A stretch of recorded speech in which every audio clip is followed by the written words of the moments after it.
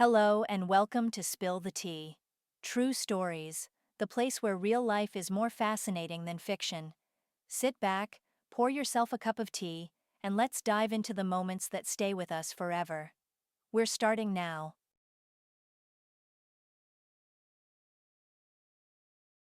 The silver anniversary of Matthew and Anastasia fell in the middle of the week. The celebration was as it should be: a restaurant, gifts, a sea of flowers, guests. Although they had planned a modest gathering for their closest friends and family, the guest list had quietly grown to almost 30 people. Anastasia, dressed in a new fashionable gown, gracefully twirled before the mirror. Time had been kind to her. She looked wonderful, not at all her age. 35 and a bit seemed the limit. Youthful looking, toned, with impeccable taste in clothes and the ability to present herself. An ideal companion for a successful man, a loving husband. And though Matthew, absorbed in endless business, had long abandoned the gym and pool and stopped exercising with her, he had noticeably gained weight, becoming ponderous in his movements and speech. For Anastasia, he remained the same: dear, beloved, her only one. Whatever he was like. Despite his important air and constant disappearing act at work, she had almost forgotten the taste of dinner at a restaurant or the excitement of a theater premiere. Her husband would joke, "Money is what's important, Annie, and idle leisure is for the lazy. I don't have time to wander around doing nothing. You, my friend, go have fun for me at the bar, show off your outfit in the theater foyer. A full stomach doesn't understand a hungry one. You're the free spirit among us, while I'm chained to a work schedule." He was completely absorbed in his work. From an early age, Anastasia burned with a passion for two things: drawing and flowers. Design comes in many forms.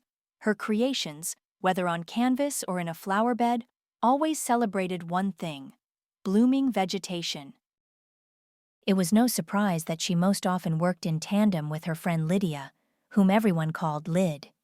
If Lydia was obsessed with creating solid structures from stone and wood on country estates, Anastasia brought tenderness and life to them. Under her hand, bridges, gazebos, fountains, and arches turned into lush, exotic flower gardens. She knew how to combine seemingly completely incompatible things. She affectionately teased her husband, "My iron woodsman, my blacksmith, my steel knight." The reason was simple.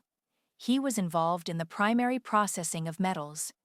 In her imagination, it looked like this. From red-hot liquid lava, he created rough, shapeless blanks destined to become raw material for mechanical engineering. She never delved into these industrial wilds. Her father had once started out as a simple metallurgist, and then, in a way she couldn't fathom, rose to head a large metallurgical company. Well, that's wonderful, Anastasia thought. Why should she clutter her head with these complexities? Even her mother couldn't take it. She divorced her father and rushed off after a new husband to the ends of the earth. Her daughter inherited this urge for creative impulses from her. Her mother wrote poetry, and all around, the Urals, the mistress of the Copper Mountain, or technology and lyricism just didn't fit together, so she had to flee while a similarly elevated poet called to her. A teenage girl under the wing of such a father, a sledgehammer, would certainly not be lost. She would grow into a real person. Theoretically, Anastasia's father had almost no time left for raising her, but he loved his sweet pea selflessly, devotedly, with all his heart. All other women faded into the background. All attempts to create a new family were abandoned. There were only the two of them, him and Anastasia. Every free moment belonged to her, and he gave his heart and soul to her from the very moment this fragile creature came into the world. He swaddled her, bathed her, played with her, savored her sweet scent. That's why her mother, perhaps rightly, decided Anastasia would be better off with her father. He raised his daughter, didn't break down, and didn't even hold a grudge against his ex-wife. He was rather glad that she showed her true nature not in old age, when the principle of in sickness and in health is tested, but revealed herself earlier. Life went on. Anastasia had always been curious. Was it really true that such a prominent, attractive man as her father didn't date anyone, didn't have affairs? Despite being truly close, able to talk about everything under the sun and completely trusting each other, this topic seemed tacitly forbidden. Outwardly, no signs of his personal life ever showed. If Anastasia's life before marriage could be described in one word, the most fitting would be well-being. She grew up in prosperity, surrounded by care and attention, never feeling inadequate due to the absence of a mother or other older female relative. Her father was a whole world to her, her universe. Encouraging her passion for drawing and flowers, when she finally grew up, her father bought her a country plot where his daughter could freely experiment with lawns, flower beds, and plants. Let her amuse herself, he would say.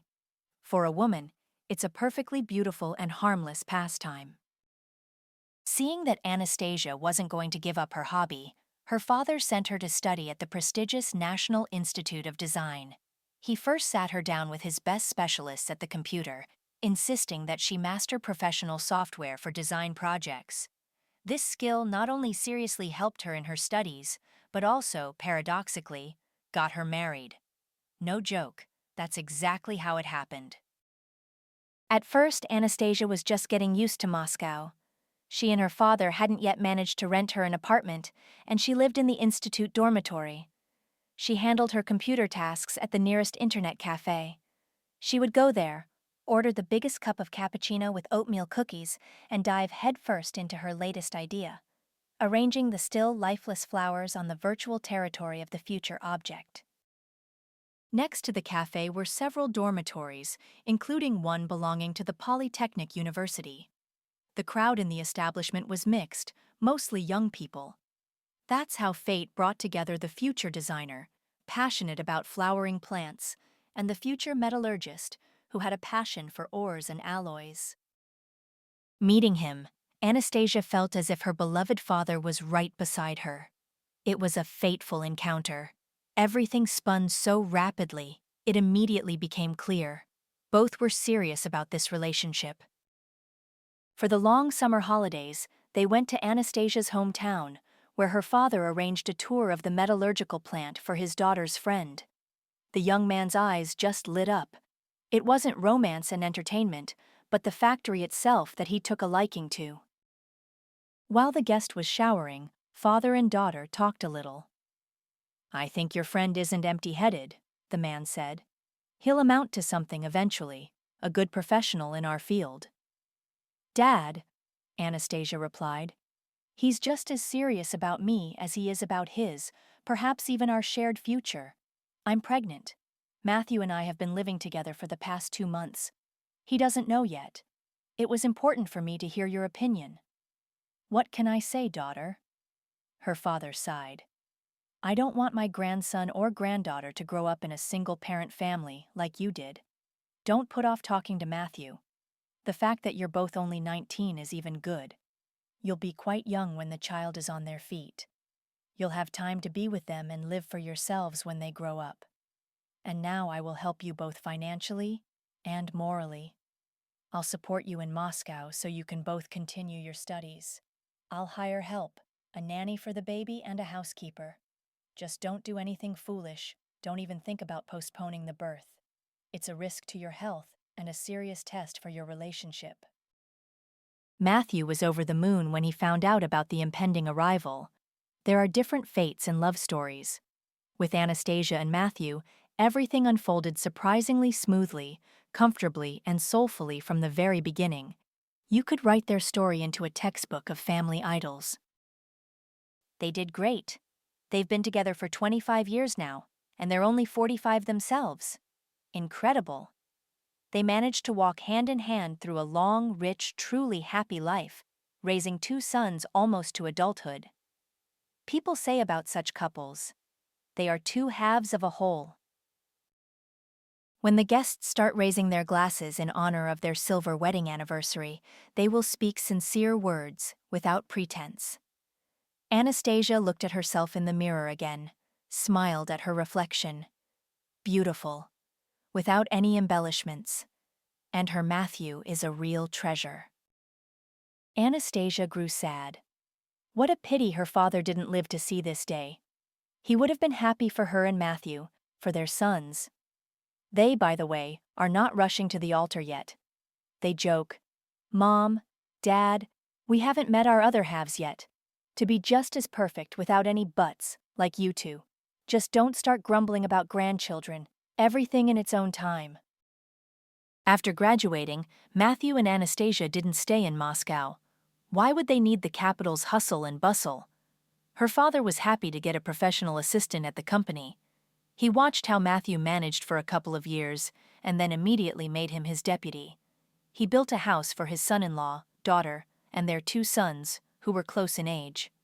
The parents decided, since heaven is sending a second child so early, then so be it. Anastasia's father fell ill suddenly and severely. An examination revealed diabetes. This required a new regimen, a different rhythm of life. No indulgences with sweets and fat, a strict diet, constant sugar monitoring. Anastasia couldn't believe it. Her sensible, educated father turned into a stubborn boy when dealing with doctors. No authorities, no discipline, no obedience, no scheduled injections. He did whatever he wanted, as if the illness had taken away his reason. As if in punishment, the ailment gripped him like a vice. After another trick with insulin, which he negligently didn't inject on time, her father fell into a diabetic coma. He was home alone. By the time Anastasia arrived, worried by his silence, precious time had been lost. The head of the metallurgical company was not saved by money, nor by Matthew's connections in medical circles, nor by Anastasia's desperate efforts. Vital functions could not be restored. At the moment of his passing, Anastasia felt her life had ended, but her Matthew was beside her, her hope, her support, her rock. She endured, learned to smile and rejoice again. Now she and her friend Lyd were standing in the ladies' room of the restaurant where the anniversary celebration was taking place. Lyd, as always, was cracking jokes. "Annie, well, everyone else is just people, but you and I are beauties. You're a bombshell in that dress. The turquoise color wonderfully highlights your brown eyes. Who would have thought such a combination was possible? And this plump Ronnie in the pink suit clearly missed the mark. The fabric is good, of course, the base is decent, but in that outfit, she looks like a piglet." The women finished fixing their makeup. "By the way," Lyd continued, "I accidentally witnessed a strange little scene. The banquet had been going on for a couple of hours. They announced the first smoke break. Your Matthew immediately darted away, into a niche, while everyone was dispersing. My bag was nearby, on the windowsill. I reached for my lipstick and unintentionally overheard a snippet of his conversation. With you. You know the reason." At that moment, his gaze fell on me. He broke off mid-word and immediately, switching to a business tone, finished. "All questions regarding documents will be resolved tomorrow. I need to go."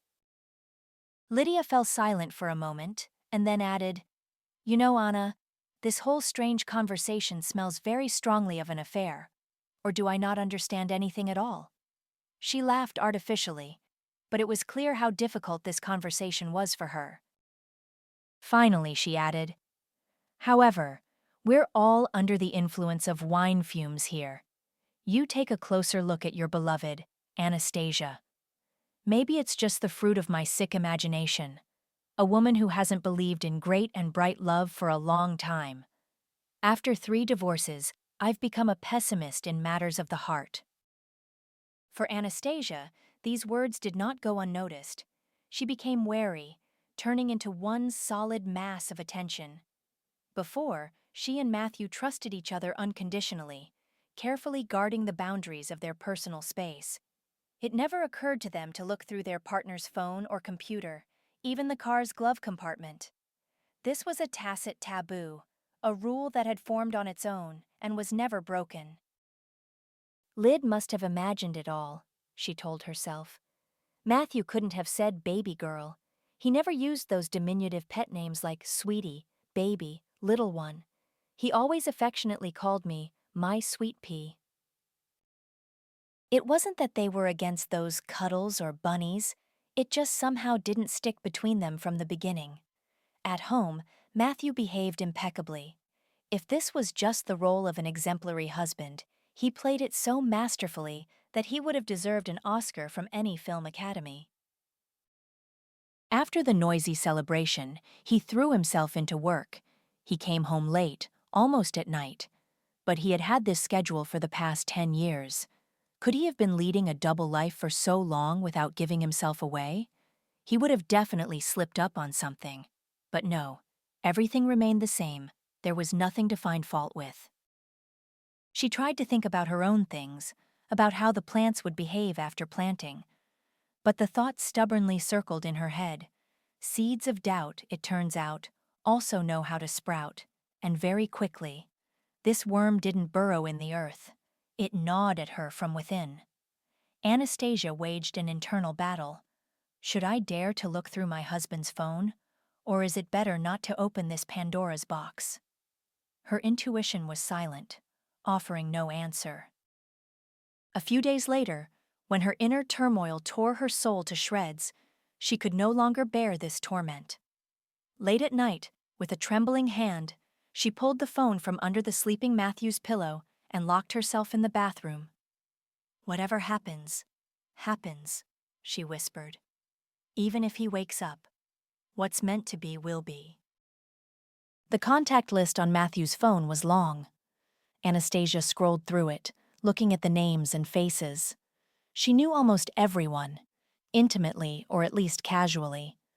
But here, someone's initials, LVN, instead of a photo, an image of an orchid. Anastasia, as a top specialist in her field, would never have mistaken this flower for any other. She pressed the call button almost mechanically. No force could have held back the impulse of her eager fingers now. Her nerves were stretched to the limit. The reserve of strength in this war with the unknown had run out. A ringing, very young girl's voice unexpectedly answered the call at 3 a.m. "Kitten, are you missing me? I'm still awake, imagine that, watching a series. And what about your old woman? She's not home right now, so you decided to call?" Anastasia sank powerlessly onto the cold tile floor. This blow was terrible, below the belt. Old woman, that was obviously her, and Kitten, her husband Matthew. It turned out their family boat had long ago developed a deep crack, a crack hidden by her naivety and blind trust in the person closest to her. Black spots swam before her eyes. In an instant, her reliable universe collapsed. There was no need to maintain a facade, her face wet with tears trying to wash away the traces of bitter betrayal. Nothing would ever be the same. There was no longer an ideal family that had just celebrated its silver anniversary. How unbearably painful it was. Anastasia stumbled into the bedroom, where her chosen one, her beloved, was still sleeping just as peacefully, not yet knowing that his life had just entered a sharp, unpredictable turn. His wife was one of those women who, loving with all their heart, would never forgive betrayal. How many men had tried to make a move on her over these 25 years?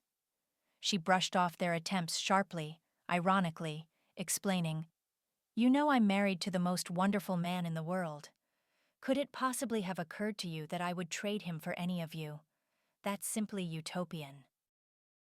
She lay down next to her husband with great difficulty. Resentment flooded her. The wound bled. Now he was simply disgusting to her. The thought stubbornly drilled into her head. I wonder who came up with calling me old woman, Matthew himself or his mistress? What did it matter? She didn't know how old the owner of that ringing voice was, but her husband certainly hadn't found this young treasure in kindergarten. Anastasia remembered how at Lyd's birthday she had introduced them to her latest young lover, how her husband then fumed all the way home. Anastasia, Explain it to me. A big age difference is a disaster. What do they talk about? How do they spend time together? Now it turned out all his words were lies. An axiom she had once heard in a film surfaced in her mind. Never say never. How do we know how we will behave in a given situation? So why make vows in advance? Her head was in turmoil, fragments of thoughts and memories. She moved away from Matthew even further, although just recently she had loved waking up in his strong embrace. She joked, complaining, "Bear, you're going to break me in half someday." And he laughed. "My signature pies, look, Matt, you won't fit through the doorway soon." And he smiled contentedly, pulled her to him again, buried his nose in her shoulder and growled, "How I love the smell of your herbal shampoo, Patroness of Flora. Or do you mix some potion in there to keep me enchanted by you?" This scene happened quite recently, on the morning of that very Wednesday, the day of the silver anniversary. It turned out her kitten, her cheating husband, was lying. He wanted her to remain in happy ignorance. Why? What goals was he pursuing? Anastasia had no answers. Veronica wrinkled her nose in displeasure. What were these late-night calls from Matthew? Had his old woman woken up and interrupted their talk? He had never called her so late before. Apparently, he really did miss her. Having made herself a sausage sandwich, the young woman returned to the TV. Her lover often reproached her for her disorderly lifestyle, sleeping during the day, staying awake at night. She would roll her eyes languidly and repeat for the umpteenth time, "But you yourself made me quit, saying my main role now is to be your girlfriend, your beloved woman. You take care of the rest." And what kind of job was that anyway? Junior commander over senior janitors. That miserable housing office, the constantly grumbling pensioners. I'm so happy my knight freed his lady love from this nightmare. She could convince Matthew of anything. She was incredibly beautiful, young and fresh, always in a wonderful mood, overflowing with ideas. Next to her, he felt amazing. His wife was no comparison. Matthew burned with passion. Next to her, he was ready for anything, especially when she started looking at him with an appraising gaze and delivered her verdict. "God, you're so handsome. Would anyone say you're 45? I wouldn't even give you 30. You're so youthful, beloved. It's a miracle. We've been together for 2 years, and you just get better looking. I respect you so much, kitten. Come to me quickly. I've missed you so much." Matthew didn't walk to her. He flew. What did it matter that he was a full 25 years older than this little one? She couldn't be so skillfully deceiving him for so long. She was genuinely in love, and her feeling only grew stronger with each meeting. Was it possible that he, who had commanded a huge team for a couple of decades, didn't understand people? They met completely by chance, on a bus. Matthew had completely forgotten the last time he used public transport. But there was a hitch. It was time to change winter tires for summer ones. The guys at the car service had messed something up with the tools. The mechanics advised him not to spend money on a taxi. It was only a couple of minutes' walk to the bus stop. No inconvenience, pure pleasure, he thought. Later, Matthew often thought that on the day he met Veronica, the stars in the sky had aligned in some magical way, favoring their meeting. That it was a sign, that Ronnie was his destiny. He absolutely didn't want to think that he had lived his life incorrectly before. His whole life with his wife now seemed just a rehearsal before the real, only love. On the bus, Veronica, smiling condescendingly, gave up her seat to some very old granny. She moved to the back platform, where Matthew was standing with a briefcase in his hand. The girl was not foolish in worldly matters, and immediately understood that this expensively dressed man felt uncomfortable here, like a white crow. When 2 seats became free, she decided to help the gentleman adapt and invited him to sit next to her. They struck up a conversation on this basis. There was still a decent distance to travel. The young do-gooder captivated him with just a few phrases. "You're probably not very comfortable on this bus? It's written all over your face that you deserve only a comfortable seat in a luxury car. And what else is written on my face, young lady? Matthew laughed.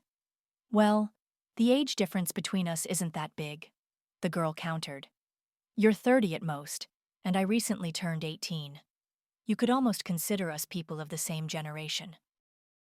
Now, Matthew wasn't a complete idiot, but this lie, sewn with white thread, struck his male heart dead center. Twilight was gathering outside the windows when his seatmate was about to get off. He asked to walk her to her dormitory. Veronica was studying the intricacies of working in housing and communal services at a training center. The man had never cheated on his wife before, but now it was as if a demon had possessed him. Everything was new, unexplored. Veronica twisted him around her little finger, and he was thrilled by it. The lass was cunning and experienced. She'd been through many hands. And here, a mature, successful man, ready to follow her around on his hind legs, like a loyal, trained poodle. Expensive cars, elegant clothes, delicious perfume, status accessories. A month later, he rented a cozy apartment for Veronica in a new building on the outskirts. She refused a car. She was too lazy to learn the rules and get a license. Matthew visited his princess often, almost every day. All the rest of the time, she spent idly, watching series, flipping through music channels, going to the sea with her friend. Matthew never dared to take his mistress abroad, neither to Turkey nor Greece. Interestingly, the young lady didn't aspire to social life.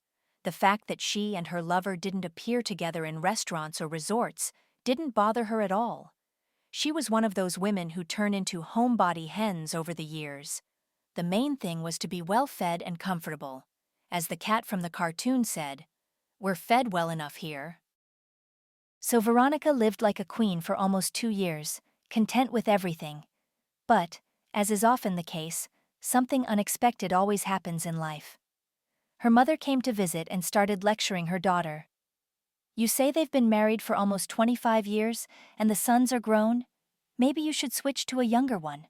What do you need this daddy lover for? Mom, what are you saying? Veronica protested. Matthew is so sweet, obedient. He fulfills all my wishes.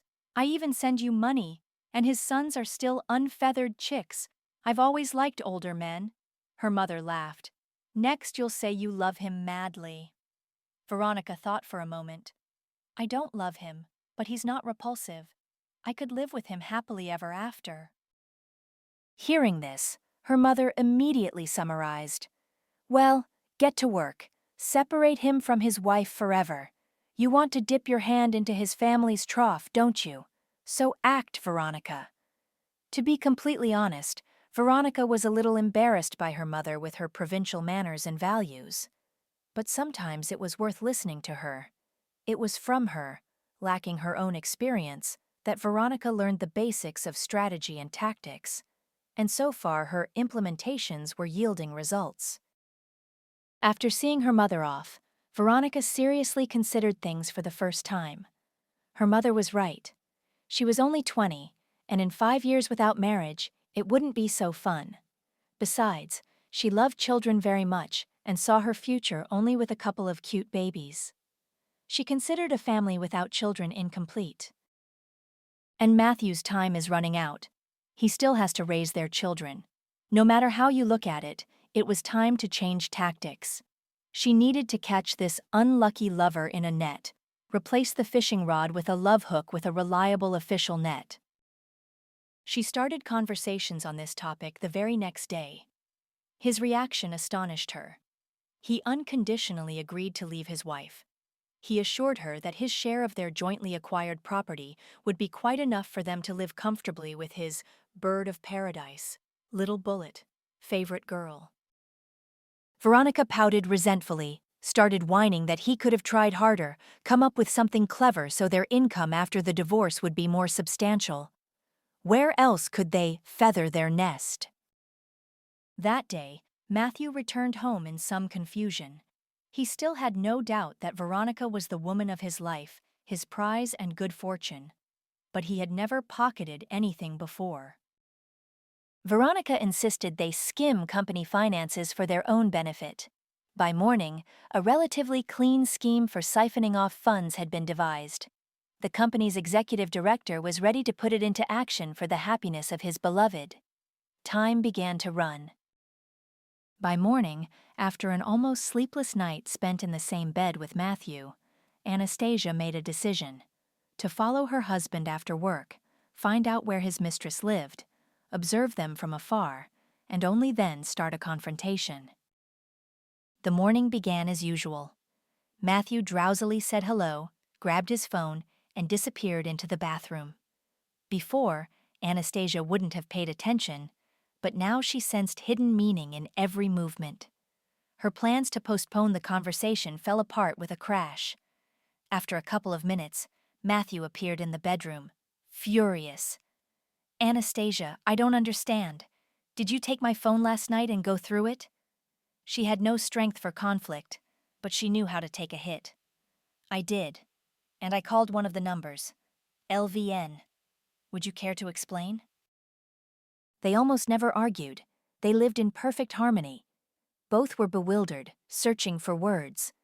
Finally, Matthew decided, "Anastasia, sooner or later this was bound to happen. You can't hide an awl in a sack. I fell in love with someone else. Neither of us is to blame. I can't do anything about it. My passion for her is stronger than I am. She's hotter than anything that was between us. Believe me, I didn't want to hurt you." The woman was silent. What could she say? Make a scene? Shout? Beg him to stay? It seemed absurd. She couldn't find the words. Inside there was such emptiness, as if her heart had been ripped out and trampled. Just yesterday they were listening to beautiful toasts, and today the old woman and the kitten found themselves on different shores of life. Anastasia cleared her throat. For some reason, she desperately wanted to ask this particular question. "Why does this girlfriend of yours call me old woman? Did you teach her that?" "Anastasia," he replied, "there really is a big age difference between her and me, but that doesn't prevent true love, does it?" Anastasia raised her eyebrows in surprise. Wow! Her husband, who had just confessed to cheating, was habitually sharing his feelings with her. This was the final farewell chord in the requiem for their perished family. Her patience snapped. A volcano raged inside. A wave of hurt and incomprehension rose. This could happen to anyone, but not to them, the thought flashed in her mind. The unpacked gifts were still lying in the living room. Silver boxes, bright ribbons, vases with her favorite flowers everywhere. How could she reconcile all these symbols of celebration with bitter disappointment? How could she live on without the man she loved? Anastasia tried to feel her heart, to let the new reality in. What did she feel towards Matthew now? She couldn't find an answer. Everything that was happening seemed like a terrible dream. She would wake up now, and the nightmare would end. She wanted to right now, as soon as Matthew left, put on her pajamas, crawl under the covers, and sleep through this sleepless night. But then the intercom rang. On the screen, a young lady with bright makeup. To the question, "Who are you?" she briskly replied that her name was Veronica, and they needed to talk. Anastasia had not at all expected such a brazen visit from her husband's mistress. Pressing the button, the model-like lass rushed into battle right from the doorstep. "Matt told me everything. You've had your talk. There's no point in hiding anything anymore. Why are you looking like that? Yes, it happens. Men leave their wives for the women they love. It's natural." Veronica sat down in an armchair without being invited, crossed her legs, and looked around. Then she announced, "I hope you understand this is a divorce. Your sons are grown. There won't be any problems. We'll sort out the property, both the inheritance and your shared assets. Matthew will tell you all our terms later." Anastasia couldn't believe her ears. Some flighty tramp, a little squirt, a gold digger dares to dictate divorce terms to her? Not a chance. She wants to get a rich, successful man?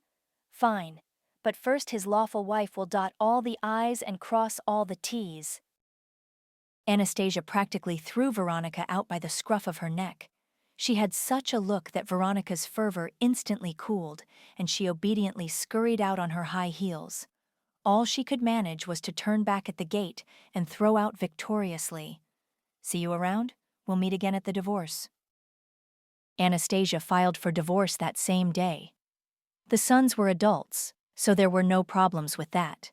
But the property turned out to be much more complicated.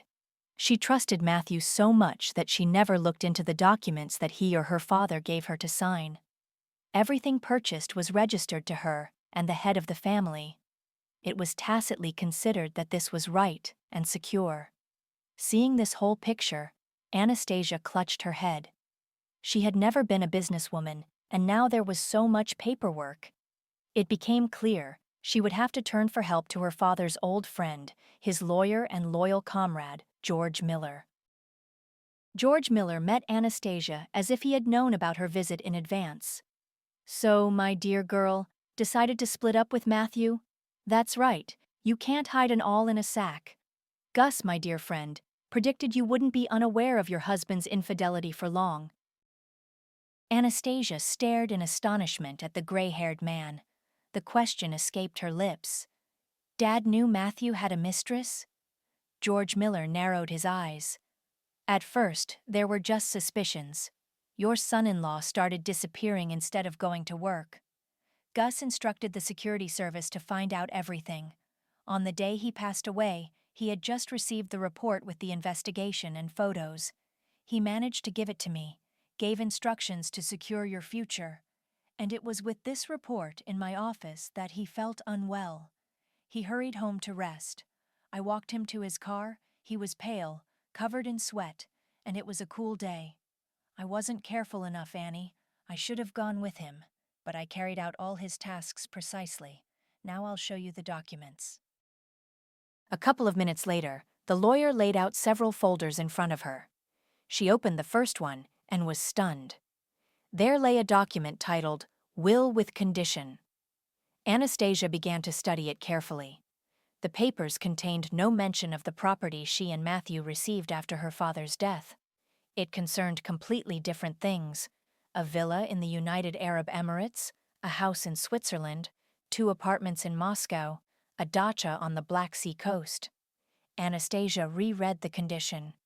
To announce this will only if the daughter decides to file for divorce.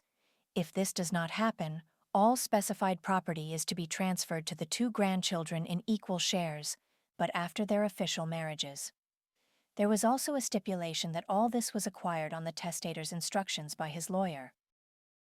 "How complicated it all is," she voiced her opinion.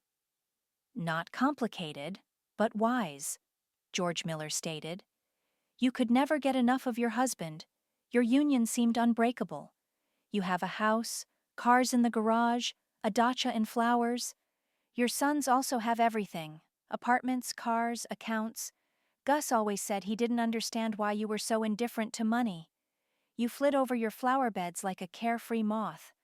Someone like you is easy to trick. Nobody can understand that worldly goods are truly indifferent to you. You have a roof over your head, food on the table, loved ones nearby, and you're happy. You wouldn't take a piece out of anyone's mouth. Will you be able to stand up for yourself financially? And will you even want to? Don't judge harshly. I checked everything. But I didn't bother you, as my dear friend instructed. I did everything he asked. I'm only showing you these papers now, when you've truly decided to divorce, so you have a parachute or a substantial stash for a rainy day." "Anastasia, you should also order an accounting audit at your father's company," the lawyer added. "The controlling stake belongs to you. Your husband only has 20% there. These young mistresses are real predators, sharks. Sensing prey, they try to snatch everything they can, along with their lover. After the divorce, it would be good to find out the true state of affairs in the metallurgical enterprise under your husband's supervision. It's unlikely it will be without a court case." It became clear her husband and his mistress would fight for every penny, for every patch of land. As the French say, in war as in war. Anastasia felt she was ready for any battle. She even stopped whimpering. Something inside her froze. turning into a piece of ice that nothing would ever melt. If someone had told Matthew that for the sake of beautiful eyes he would start destroying the company from within, a firm he had given more than 20 years to, he would have laughed in that person's face. But Veronica seemed to have gone off the rails. She wouldn't let him near her, wouldn't say affectionate words if he suddenly reported delays. He had never reported to a woman before, but Veronica became everything to him. Without her nearby, he didn't live. He existed waiting for the next meeting. It was already difficult for him to share a bed with Anastasia. He was afraid of calling her by another name. But it was too early to leave home. He needed to appease his wife, celebrate their silver anniversary, play the role of an exemplary husband. On the day he began his machinations at work, he set a deadline for himself, until which he had to remain by his unloved wife's side, dreaming of his beloved girl every second. Veronica, by the way, had nicknamed Anastasia, "trying to look young old woman." After talking with his mistress, all Matthew did at work was masterfully mock his subordinates. He introduced a system of fines for the slightest offense. As soon as he yelled at someone higher up, that person would immediately lash out at subordinates of a lower rank so as not to lose their bonus. Recently, Matthew, walking through the foundry shops, witnessed a typical scene. One of the steelworkers had done something wrong, a trifle, a small defect. The shop foreman, not holding back, cursed him with choice obscenities. The steelworker, wiping sweat from his brow, hissed through clenched teeth, "Go to hell! You've turned the factory into a charity house. What is this? Every gopher is an agronomist now? Who's going to work, dear comrade bosses?" People were quitting in droves. The HR department was desperately trying to keep the core team. Rumors spread around the city that everything at the enterprise was going haywire. And this was besides the fact that Matthew, under plausible pretexts, began siphoning money from the accounts of his father-in-law's brainchild. He no longer knew what he was doing. He couldn't stop. The ultimate goal was to minimize the value of the plant's shares so he could then buy Anastasia's controlling stake for a pittance, or at least another 31% on top of his 20. Matthew soberly assessed the situation. After the divorce, his share of their jointly acquired property would be small, and he wasn't a complete scoundrel not to provide for the future of his sons, whom he sincerely loved. What would be left to satisfy Veronica's greedy ambitions was nothing, dust. But owning the plant, managing the profits, that was a different matter entirely. He would be able to quickly rectify the damage and once again take the helm of the industry giant. Anastasia at that moment, still infinitely far from the realities of metallurgy, was toiling over another project. She sat for hours at the computer with Lydia, carefully arranging flowers and greenery around her friend's stone installations. It never occurred to her to be interested in her father's company's affairs. She was a gentle woman, better suited to contemplate the arrangement of flowers and bushes.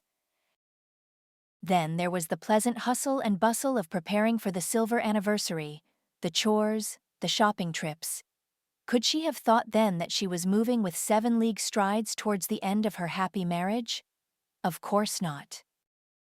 After her visit to the lawyer, Anastasia was again plunged into confusion. She connected her father's death and her husband's behavior, which led to the breakup. It seemed to her that the betrayal by the man she loved had caused his sudden death. She blamed herself for being inattentive due to her creative impulses, for not noticing the obvious. She didn't even immediately realize that she was drawing different types of orchids on sheets of paper, and then methodically cutting these drawings with manicure scissors. One single thought pounded in her head: I will never use this flower in my projects again. An exquisite orchid, it turns out, is capable of wounding the soul with its hidden meaning. This orchid came and took her husband away. It's a lie that beauty will save the world. Warmth and sincerity save it. No one would be able to convince her otherwise. By the evening of that day, when their family ship sank, both realized it was impossible to be under the same roof. Anastasia wandered through the huge house, realizing she wouldn't be able to live here after the divorce. It was too painful to look around. The collection of family photos alone was agony. Her eyes involuntarily fell upon them. But she didn't want to destroy, to break anything. It was part of her sons' lives. She would tell her sons about the upcoming changes, about the possible court case. Later, there was time. She feared their reaction, their judgment, that they would call their father a scoundrel and her a failure, unable to keep her husband. She turned the pages of the past. What was her mistake? A fateful coincidence, or was everything predetermined? Anastasia once again thought warmly of her father. How upset he would be. Did he really respect Matthew? Or did he just pretend to please her? Anastasia snapped back to reality. George Miller had advised her to conduct an external audit at the company, and she hadn't done anything. And she didn't have the necessary connections. She would have to turn to the omnipresent Lydia again, and tell her about the changes in her personal life at the same time. Her friend was probably dying of impatience, wondering if Anastasia had managed to find out anything after Matthew's strange conversation. She called Lyd. An hour later, they were sitting in the garden gazebo with glasses of wine, slowly sipping red wine and chatting, discussing the perfidy of the empty-headed Veronica, her greed and impudence. Anastasia instructed that the audit results not be announced yet. Lyd, as always, was proactive. Her sweetheart helped organize a total audit. He worked in the relevant authorities and helped hold the case until the divorce court itself. This was within his competence. Anastasia was as calm as a snake. She had prepared well for the meeting with her husband and his new love of his life. Nor did the lawyer George Miller sit idly by. He meticulously sorted through all the papers left by his friend. In the process, he smiled more than once. Oh, what a cunning fox my unforgettable Gus was. He had arranged so much, so many papers, a whole saga of documents, and he even slipped a marriage contract to his son-in-law, and Anastasia's signature was on it. He needed to call her urgently, find out if she was aware that in case of proven infidelity, the spouse loses all rights to jointly acquired property. The lawyer thought again. With your darling, paradise is in a hut. Only this darling is unlikely to agree to a hut. George Miller was concerned that the court might declare the marriage contract or the infidelity clause invalid. Then Matthew would still get his lawful half. In a phone conversation, Anastasia confidently confirmed that she knew about the existence of the marriage contract.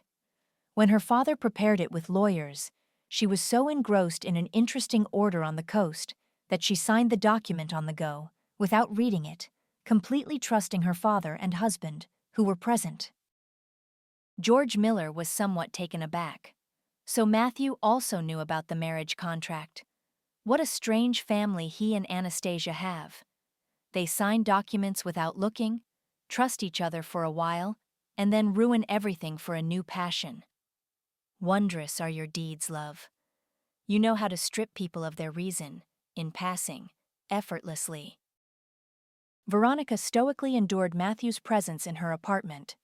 There were several reasons for this. Firstly, there were only a couple of weeks left until the court hearing. Secondly, the pregnancy test was positive. She could be considered empty-headed, not reaching for the stars, primitive. But one thing couldn't be taken away from her: a strong, real maternal instinct that had appeared as if from nowhere. She already saw herself married to Matthew, living in prosperity. She had learned to play the game of love flawlessly. Before going to sleep, falling asleep on her almost husband's shoulder, she figured out how to break the earth-shattering news to him. "Kitten, what do you think I'm like a chipmunk?" He would start guessing, and she would announce in a triumphant tone, "You didn't guess. I'm a chipmunk because I also have 2 lines on the test. Darling, we're having a baby." She squeezed her eyes shut. She imagined how Matthew would carry her in his arms, shower her with gifts, buy a new wardrobe for expectant mothers, provide a layette for the baby from elite stores. She would need to talk to him about kicking his wife out of their house. A complete family should live in these excellent chambers. It's not fitting for a baby to grow up in cramped conditions. Unsuspecting Matthew, on the contrary, prayed to the heavens that Veronica wouldn't get pregnant. He was old enough. He could do without kinder surprises. He had 2 grown sons. That was enough. They were so good together. He would just pamper and cherish her. The man had no doubt that the divorce would end in his complete triumph. He was sure that Anastasia was a decent, kind person. She would generously share everything with him, even despite his betrayal. She should understand that love doesn't ask when to arrive. Besides, she would keep the plant. He just needed to tell Veronica to behave properly in court. Anastasia sat in the courtroom, looking around at the full room. Behind her, Lydia supported her, whispering something in her ear. Next to her friend sat her service friend, silently, waiting for his moment. Judging by Matthew's satisfied face, embracing Veronica by the shoulders, he expected no surprises from this process. The agenda was announced. The participants were introduced. Matthew even thought, "What's all this circus with such fanfare for?" But then George Miller took the floor. He informed the court that new circumstances had come to light during the preparation for the process. He placed copies of documents before the judge and asked for permission to explain. He read out the main points to the judge, the public, and everyone present: the marriage contract, the will with special conditions. At the end, he added that Matthew was facing questions from the competent authorities following a conducted secret audit. The judge nodded understandingly. The ground gave way under Matthew's feet. Veronica, hearing all this, clutched his sleeve and whispered hotly, "I don't understand. We won't get anything? We'll be left with nothing? I'm pregnant, Matthew." Her lover looked at her with unseeing, glassy eyes. While the court retired for deliberation, Lydia's service friend, sitting nearby, mockingly showed Matthew a keychain in the shape of small handcuffs. Matthew understood the hint instantly. He calmed down. Suddenly, it didn't matter to him at all that after the divorce from Anastasia, he would be left with nothing, and she would be 100 times richer. He would be going away for a long time. It would be good if they didn't arrest him right here, in the courtroom. Veronica, sitting next to him, kept buzzing about something, accusing him of all mortal sins, and he suddenly thought, maybe she never loved him. Loved his money, yes, that was true. Rejoiced at gifts, fact. Most likely, she was just flattering him, getting her way. Matthew flinched. Did Veronica say something about being pregnant? Or had he misheard? That's all I needed now. To be left penniless, and with a child on his hands besides. And would she wait for him for several years? He glanced back at his princess, who seemed to be admiring her fresh manicure, done specially for the court, more than anything else in the world. Amazing carelessness and certainty that he would take care of everything. Had she really not understood what had just happened? Does she think the judge will announce the decision, and she'll walk out of the room a rich lady? Matthew hardly listened to what the judge was reading out. He understood the main thing. After the divorce and property division, he was indeed left with practically nothing. Veronica was in a state of speechless infantilism. She finally understood that this was not just a court decision, but a sentence to all her hopes. One single thought pounded in Veronica's head. No matter what happens, I won't get rid of the baby now. Even if Matthew has big problems, I can and will do everything myself for the baby. She didn't say anything aloud. Perhaps no one, seeing her pretty face and shapely figure, would have thought she took motherhood so seriously. Sometimes emptiness only seems empty. Anastasia left the courtroom with a sense of relief. She already knew that Matthew would be arrested tomorrow on charges of large-scale fraud. Did she pity him and Veronica? Oddly enough, yes. Anastasia was not vengeful. She only wanted justice. Her heart no longer ached so much. She wanted to return to her sketches, drown herself in flowers, forget, but not to seek revenge. For a moment, it even seemed to her that the statue of Themis in the corner of the hall had removed her blindfold and winked at her, approving her thoughts. And she also remembered George Miller's favorite phrase, "The law is harsh, but it is the law." Anastasia and Lyd sat in the garden, slowly sipping red wine and chatting. On the lawn nearby, her grown grandchildren were playing in the grass. Lyd, as always, grumbled, "Annie, I understand everything, of course. Your dacha by the sea is huge, and you're lonely there by yourself. I approve of you taking your grandchildren for the whole summer. But why are you also dragging Veronica's daughter to your place? That's just absurd." Anastasia raised her eyes to her friend, squinted, adjusted the scarf on her head. "Lyd, Veronica is now Matthew's wife and the mother of his child. She visits him in prison, sends parcels, brings him things. I didn't think that would surprise me so much. It won't take anything away from me. My sons and their families live in complete prosperity. What else is there to wish for in life? Everything turned out as it did. It's just a pity that Matthew decided to show his character there. He was rude to the authorities in the colony, to squander the opportunity for parole. Sometimes I think I didn't know my husband at all. I was floating in creative clouds, and he stood firmly on sinful earth. Veronica was able to see something else in him, to recognize he wasn't a dud. See, she gave him a child. She's studying part-time. She'll get her diploma soon and wait for Matthew. I'm sure of it." Lyd winked conspiratorially. "Well, friend, the court is clear. I won't tease you and ask what that imposing gentleman was circling the fence yesterday. It seems to me that's your new sweetheart. I approve 100%. A distinguished man. And, judging by appearances, one of ours, too. One of the creative types." Anastasia, laughing, threw a peach pit at her curious friend. "My life here has found new meaning. I don't want to scare him away, so I'm keeping quiet for now. I promise you'll be the first to know and wish me luck with the new man. Let happiness settle beside me again."